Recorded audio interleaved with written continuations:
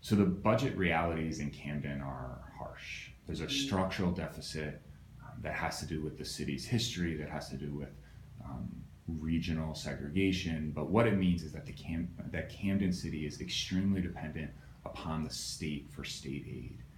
And we saw in 2011 that that state aid can be cut for political reasons. Right. As a council person who's making decisions about the budget and certainly trying to pass a budget, you have to make the hard choices. Is there a place or two places that you would cut if city budget was cut significantly by the state? Well, I'm going to look at that question a different way. I would like to have, I guess, like a more of a forensic analysis of the current budget and how money is being spent. Our former president came to the city a few years ago and promised funds, for development in the city. However, I don't see evidence of how that money was spent.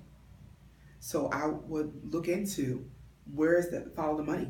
Where's the money going?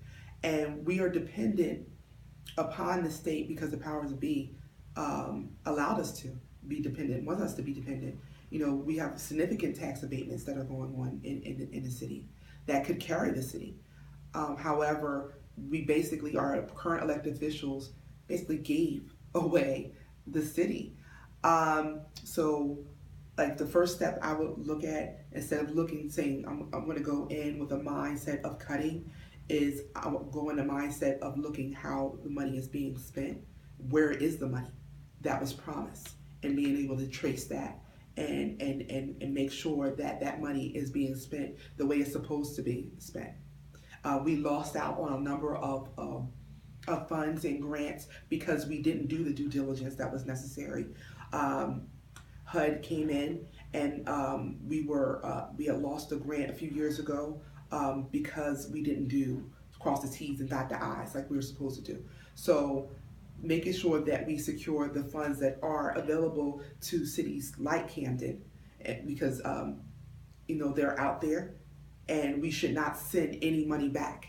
There should be no grant funding that goes back because it's not spent, or no grant funding that we don't receive because we did not do our homework on securing the funds. So that's the first thing that I would do. So the current administration seems to have a plan to address this chronic budget shortfall, and it seems to be to give out tax subsidies in the short term to try to bring businesses here and eventually recoup that money in the long term.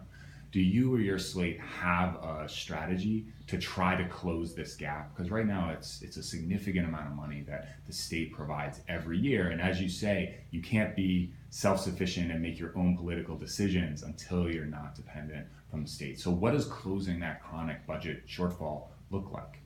Well, what the current officials are doing is not working. It hasn't worked for the past 40 years. If you drive around the city, you notice that it's not working. You just look right outside my door, you'll see that it's not working. We don't have, we're losing our small businesses. I would look at empowering our residents, making sure that people who want to have small businesses are able to have that.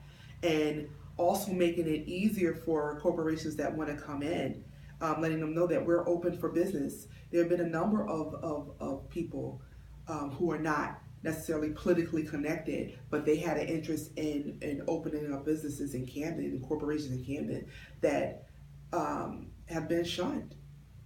We're not welcoming. So being able to truly open that door for a number of corporations that are looking for a prime location like Camden.